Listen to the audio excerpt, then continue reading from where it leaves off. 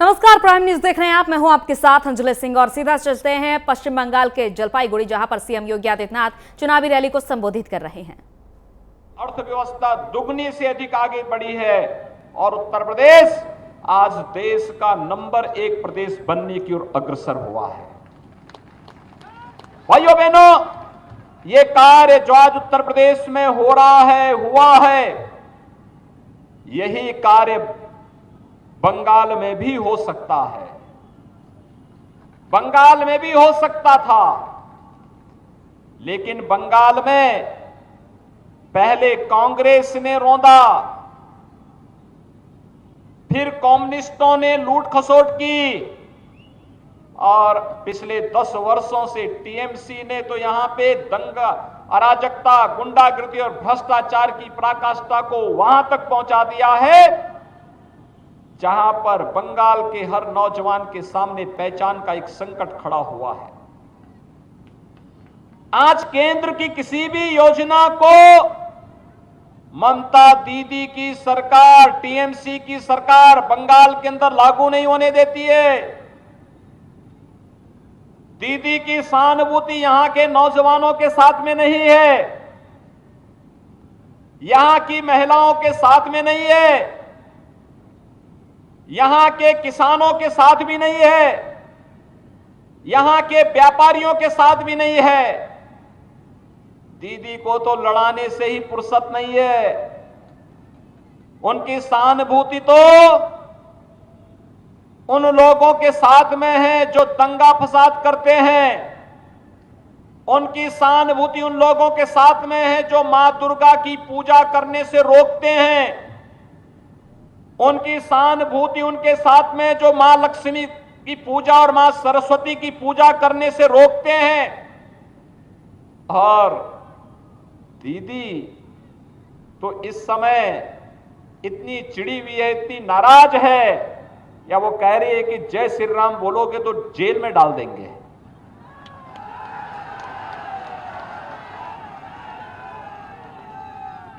अरे चिड़ भाजपा से हो सकती है, हमसे हो सकती है, राम से क्यों?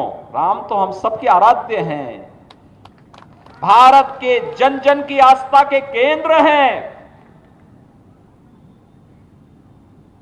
राम से टकराने का जो भी दुस्साहस किया है उसकी दुर्गति हुई है और टीएमसी की बंगाल के अंदर दुर्गति तय है, ये निश्चित है। और यही कहने के लिए आज मैं आपके पास आया हूं।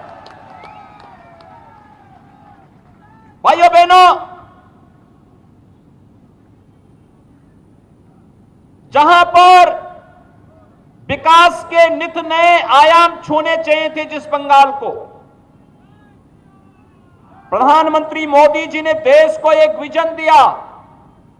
पिछले 1 वर्ष से पूरे देश के अंदर आप कोरोना महामारी की से जूझते हुए भारत को और दुनिया को देख रहे होंगे।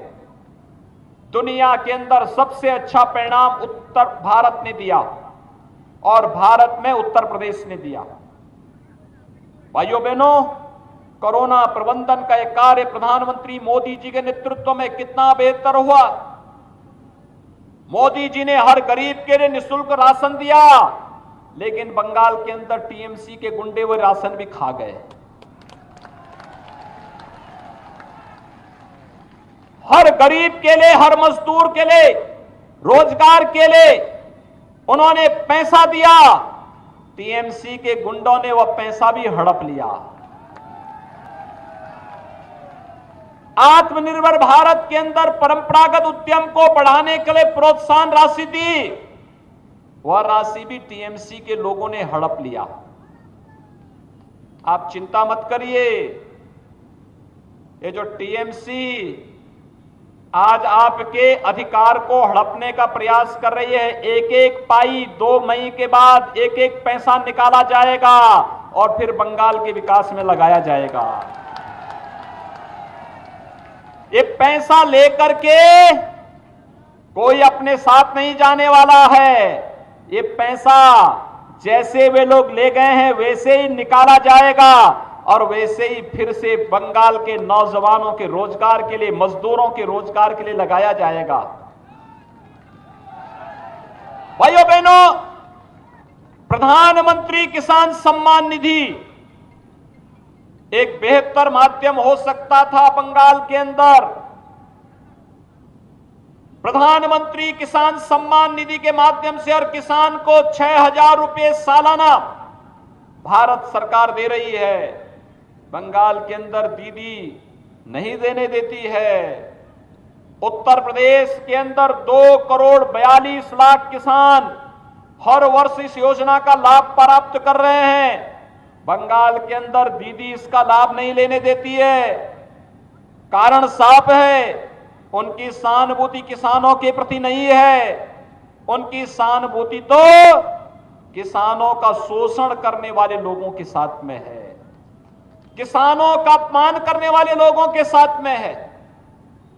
मुझे आश्चर्य होता है, चाय बागान के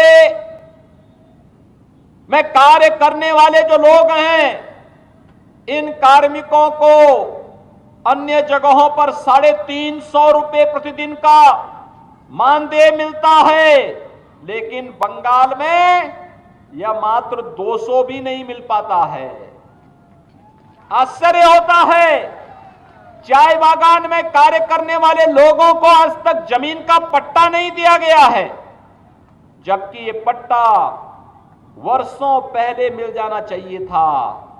हम यही पूछना चाहते हैं, ममता दीदी से यही पूछना चाहते हैं, अपना गुस्सा प्रधानमंत्री मोदी जी पे मत उतारिए, अपना गुस्सा भाजपा पे मत उतारिए।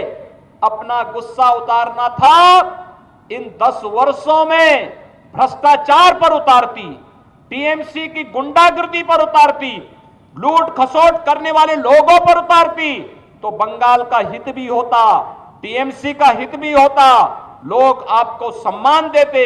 लेकिन आपने इधर ध्यान नहीं दिया। आज इसका परिणाम है, बंगाल की जनता अब टीएमसी से मुक्ति चाहती है, पूरी तरह मुक्ति चाहती है। भाइयों बहनों, आखिर टीएमसी ने 10 वर्षों में चाय बागान के किसानों को, चाय बागान के कार्मिकों को उनका हक क्यों नहीं दिया? हम लोग देख रहे थे, यहां पर वर्षों से गोरखा समुदाय के लोग राजनीतिक सम्मान चाहते थे।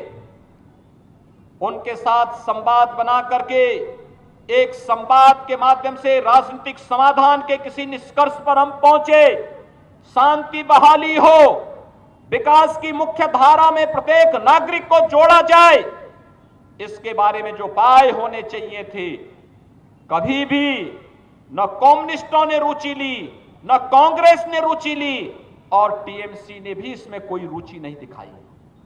वो तो यहां की भावनाओं को कुचलना चाहती थी, जबरन दबाना चाहती थी, जबरन लोगों पर अत्याचार करने पर उतारू हो गई थी। लोकतंत्र की सबसे बड़ी ताकत संवाद है, और अगर हम लोकतंत्र में संवाद की इस भाषा का उपयोग नहीं कर सकते हैं, तो फिर लोकतंत्र में हमें जनता के पास जाने का कोई अधिकार नहीं होना चाहिए। और टीएमसी ने, कम्युनिस्टों ने, कांग्रेस ने अपने इस अधिकार से वंचित किया अपने आप को। आज भाइयों बहनों, मैं आपसे यही कहने के लिए आया हूं, आज प्रधानमंत्री मोदी जी के नेतृत्व में भारत दुनिया की एक महाताकत बन रहा है। आज भारत के अंदर कोई भी कार्यक्रम चलता है, दुनिया के लिए एक मॉडल बनता है। आज भारत में जहां भी भारतीय जनता पार्टी की सरकारें जिन राज्यों में हैं, वे राज्य विकास का कोई ना कोई मॉडल उपलब्ध करवा रही हैं। आज प्रधानमंत्री मोदी जी के नेतृत्व में भारत दुनिया के अंदर एक महाताकत के रूप में उभर रहा है। उस महाताकत के रूप में जहां पर हर नागरिक को जीवन की मुख्य धारा के साथ जोड़ करके उनके जीवन में खुशहाली लाना, समृद्धि का मार्ग प्रशस्त कर देना, इस अभियान के साथ जब जुड़ने की कार्रवाई हो रही हो, तो मैं बंगाल के आप सभी नौजवानों के साथ, चाय बागान से जुड़े हुए समुदायों के साथ, गोरखा समुदाय के साथ, बंगाल के प्रत्येक नागरिक के साथ मैं यही संवाद स्थापित करने के लिए आया हूं हम भी विकास से पिछड़ने न पाए, इसके लिए प्रधानमंत्री मोदी जी के विजन के अनुरूप कार्य किए जाने की आवश्यकता है। याद रखना, भाजपा जो कहती है सो करके दिखाती भी है। आपने देखा होगा, भारतीय जनता पार्टी ने कश्मीर के अंदर कहा था कि कश्मीर में धारा 370 को हटाएंगे। जम्मू कश्मीर के अंदर विकास की प्रक्रिया को तेजी के साथ आगे बढ़ाएंगे। अगर जम्मू कश्मीर के नौजवान को बंगाल के अंदर जमीन और मकान खरीदने का अधिकार है, तो बंगाल के नौजवान को और दार्जिलिंग के नौजवान को भी अधिकार देंगे कि जम्मू कश्मीर के अंदर जमीन और मकान खरीद ले, कोई उसको रोक नहीं सकता है। आज प्रधानमंत्री मोदी जी ने और गृह मंत्री अमित शाह जी ने अधिकार आपको उपलब्ध कराया है। भाइयों बहनों, कांग्रेस ने आपको इस अधिकार से वंचित किया था, लेकिन प्रधानमंत्री मोदी जी आपको यह अधिकार दे रहे हैं। उन्होंने अधिकार दे दिया है। आर्टिकल 370 जो कश्मीर के अंदर आतंकवाद की जड़ थी, उसे पूरी तरह समाप्त कर दिया है।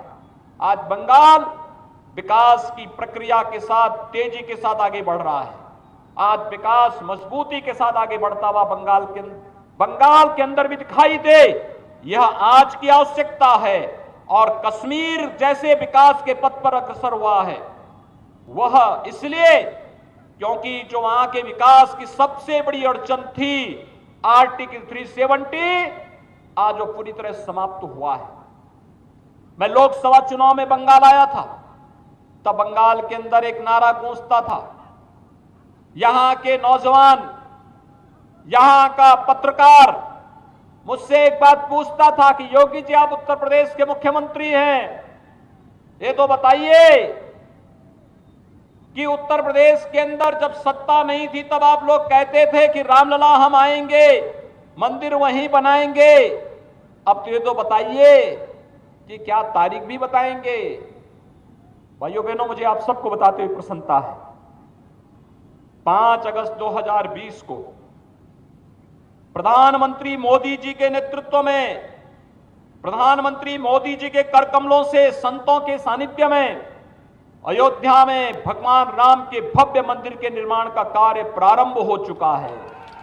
भव्य मंदिर के निर्माण का कार्य प्रारंभ हो गया है। भाजपा ने जो कहा सो करके दिखा दिया है। हम विकास भी ला रहे हैं, आस्था का सम्मान भी कर रहे हैं। हर गांव का, हर गरीब का, हर किसान का, हर नौजवान का, हर महिलाओं के जीवन में सुरक्षा, समृद्धि और खुशहाली लाने का काम भी कर रहे हैं। विकास भी होगा और वो विकास किस रूप में? गरीब को राशन की सुविधा, गरीब को मकान की सुविधा, गरीब को शुद्ध पेयजल की सुविधा, गरीब को विद्युत की सुविधा, गरीब को रसोई गैस की सुविधा, हर गरीब को 5 लाख रुपए का स्वास्थ्य बीमा का कवर, हर नौजवान को नौकरी और रोजगार की गारंटी, हर किसान के खेत में पानी उपलब्ध करवाने और हर किसान को उसकी लागत का दुगना दाम देने का कार्य भारतीय जनता पार्टी की सरकार कर रही है। तो वहीं विकास के बड़े बड़े प्रोजेक्ट को भी भारतीय जनता पार्टी आगे बढ़ाने का कार्य कर रही है।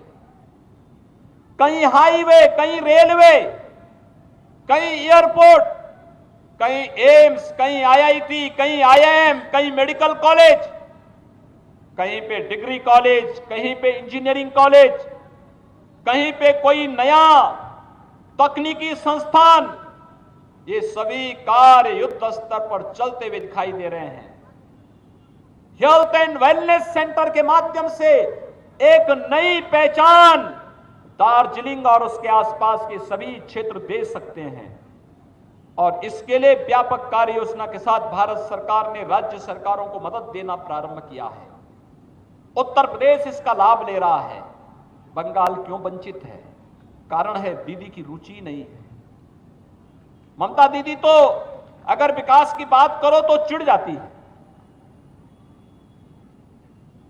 नौजवानों को रोजगार और नौकरी की बात करो तो दीदी को परेशानी होने लगती है। दुर्गा मां की पूजा करने की बात करो तो उनको नाराजगी होती है।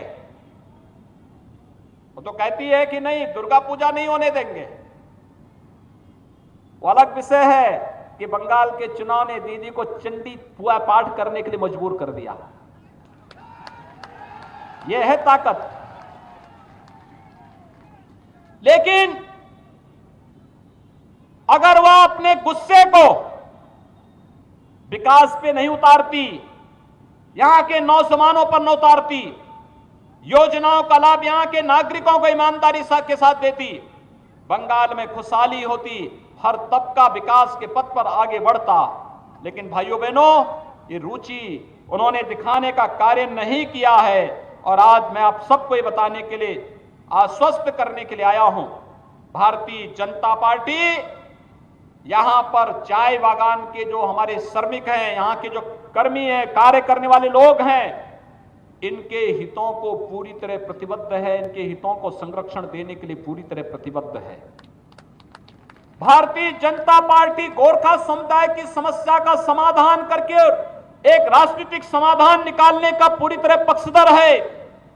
और भारतीय जनता पार्टी सेवक पुल को बनाने के लिए भी पूरी प्रतिबद्ध है। भारतीय जनता पार्टी की केंद्र सरकार इसके लिए पैसा देना चाहती है, लेकिन टीएमसी की ममता दीदी की सरकार पैसा नहीं लेना चाहती है। वो नहीं चाहती, क्योंकि ये सेवक पुल बनेगा तो फिर टीएमसी के गुंडे कहां पर खनन, अवैध खनन कैसे कर पाएंगे। इसलिए इस भय से वे लोग चाहते ही नहीं कि यहां पे कोई कार्य हो सके। इसीलिए यही कारण है, अवैध खनन यहां चल रहा है, जंगलों का कटान चल रहा है। और यही नहीं, यहां पर सॉलिड वेस्ट मैनेजमेंट के लिए भी कोई व्यवस्था टीएमसी की सरकार नहीं कर पाई है। यहां पर गरीब कल्याण योजनाओं का लाभ यहां के आम नागरिक को नहीं मिल रहा है। टीएमसी के गुंडे सब हड़प जा रहे हैं। भारतीय जनता पार्टी के 130 से अधिक कार्यकर्ताओं की निर्मम हत्या टीएमसी के शासन में बंगाल के अंदर हुई है। भाइयों बहनों, इंतजार करिए, आज 7 तारीख है, कुल 25 दिन शेष हैं। ये 25 दिन उल्टी गिनती के रूप में आप देखेंगे, एक एक दिन कम होता हुआ दिखाई देगा। और 2 मई जब आएगी, टीएमसी की सरकार से बंगाल को मुक्ति मिलेगी, बंगाल विकास के पथ पर आगे बढ़ेगा और टीएमसी के गुंडों को निकाल करके कानून के शिकंजे में कसा जाएगा, जैसे आपने कल उत्तर प्रदेश के अंदर देखा होगा। ये अपराधी कहीं भी छिप जाए, ये तो तय है कि अपराधी को कांग्रेस, कम्युनिस्ट और टीएमसी जैसे दल संरक्षण जरूर देंगे। लेकिन आप चिंता मत करिए, इनसे लंबे हाथ कानून के होते हैं और कानून के लंबे हाथ इन्हें पाताल से भी निकाल करके जेल के शिकंजों के अंदर भेजने का कार्य जरूर करेंगे। और यही आश्वासन देने के लिए आज हम सब आपके बीच आए हैं। जिस प्रतिबद्धता के साथ आपने काम किया है, अब तक भारतीय जनता पार्टी को सफलता दिलाई है, आप सभी लगे। पूरी वैली, पूरा दार्जिलिंग क्षेत्र, पूरा माल विधानसभा क्षेत्र, आसपास की सभी विधानसभा क्षेत्रों में आपके नातेदार, रिश्तेदार, मित्र, शुभचिंतक रहते होंगे। सब तक मैसेज भेजिए कि प्रधानमंत्री मोदी जी का विजन ही बंगाल को विकास के पथ पर अग्रसर कर सकता है। प्रधानमंत्री मोदी जी बंगाल को विकास के पथ पर आगे बढ़ा करके देश के एक बड़ी अर्थव्यवस्था के रूप में उभार सकते हैं। बंगाल के नौजवानों का, बंगाल के किसानों का, बंगाल की महिलाओं का, बंगाल के हर तबके के लोगों के हितों का संरक्षण केवल और केवल प्रधानमंत्री मोदी जी के नेतृत्व में ही संभव हो सकता है। और उसी हित के संवर्धन के लिए, बंगाल के उन्नयन के लिए भारतीय जनता पार्टी के समर्थन में आप सबसे अपील करने के लिए आज मैं आपके बीच में यहां पर उपस्थित हुआ हूं। सोनार बांग्ला के सपने को साकार करने के लिए भारतीय जनता पार्टी ने श्री महेश बागे को अपने प्रत्याशी के रूप में आपके बीच में उतारा है। भाइयों बहनों, श्री महेश बागे भारतीय जनता पार्टी के प्रत्याशी के रूप में आपके बीच में उपस्थित हुए हैं। आप सभी लोग समर्थन करेंगे। यहां पे समर्थन करेंगे? समर्थन करते हैं। उधर पीपल के पेड़ के नीचे जो लोग हैं सभी लोग अपना हाथ खड़ा करके मुझे बताएंगे। जहां तक मेरी आवाज जा रही है दोनों हाथ उठा करके आप सभी लोग मेरे साथ बोलेंगे एक साथ, इधर उधर उधर, जहां तक मेरी आवाज जा रही है दोनों हाथ उठा करके आप मेरे साथ बोलेंगे।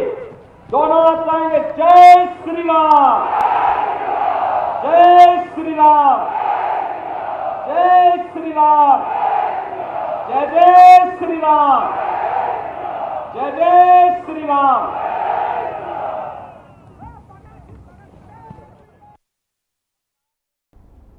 तो सीएम योगी आदित्यनाथ जैसा कि इस वक्त जलपाईगुड़ी में मौजूद हैं, पश्चिम बंगाल में मौजूद हैं और चुनावी रैली को संबोधित करते हुए उन्होंने तमाम बातें कही हैं।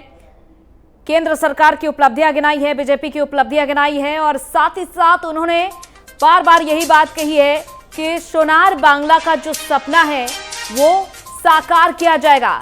सोनार बांग्ला मतलब कि सोने का बंगाल, और यही बात बार बार कही जा रही है बीजेपी की ओर से। साथ ही साथ सीएम योगी आदित्यनाथ ने टीएमसी पर निशाना साधा है, ममता बनर्जी पर निशाना साधा है। उन्होंने कहा है कि 2 मई के बाद पाई पाई की वसूली की जाएगी। टीएमसी की बंगाल के विकास में रुचि नहीं है, टीएमसी के गुंडों ने जनता का पैसा हड़पा है। ये तमाम आरोप सीएम योगी आदित्यनाथ ने लगाए हैं। उनका कहना है कि बंगाल की जनता मुक्ति चाहती है। तो ये तमाम बातें कहते हुए नजर आए हैं सीएम योगी आदित्यनाथ जनसभा के दौरान। जलपाईगुड़ी में उनकी आज ये जनसभा संबोधित करते हुए नजर आ रहे हैं सीएम योगी आदित्यनाथ। और साथ ही साथ उन्होंने ये भी कहा है कि सभी कामों को पीएम नरेंद्र मोदी ने पूरा किया है, बीजेपी सरकार में विकास हुआ है। राष्ट्रीय मुद्दों की उन्होंने बातें कही हैं, राष्ट्रीय उपलब्धियों की उन्होंने बातें कही हैं। उन्होंने कहा है कि 16 करोड़ लोगों को फ्री में राशन बांटा गया है, 4 लाख नौजवानों को सरकारी नौकरी दी गई है, राम से टकराने वालों की दुर्गति हुई है। ये बात भी कही है सीएम योगी आदित्यनाथ ने। साथ ही साथ जो पूरा माहौल था चुनावी जनसभा के दौरान, श्री राम के जयकारों से गूंज उठा। जिस तरह से सीएम योगी आदित्यनाथ ने जयकारे लगवाए हैं वहां पर,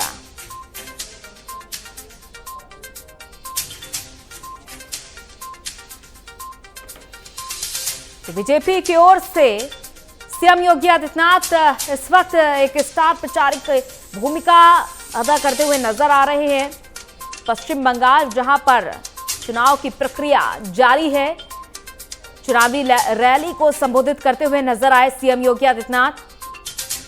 उन्होंने कहा है कि यूपी में जो हुआ बंगाल में भी हो सकता है। सभी कामों को पीएम मोदी ने पूरा किया है और जो सपना है सोने के बंगाल का, यानी कि सोनार बांग्ला का, जो बात कही जाती है हमार सोनार बांग्ला, तो वो बात सीएम योगी आदित्यनाथ कहते हुए नजर आए हैं कि जल्द ही वो सपना साकार हो जाएगा और बंगाल में तमाम जो विकास के कार्य लटके हुए थे उनको पूरा किया जाएगा। इसी के साथ इस बुलेटिन में इतना ही, इजाजत दीजिए, नमस्कार।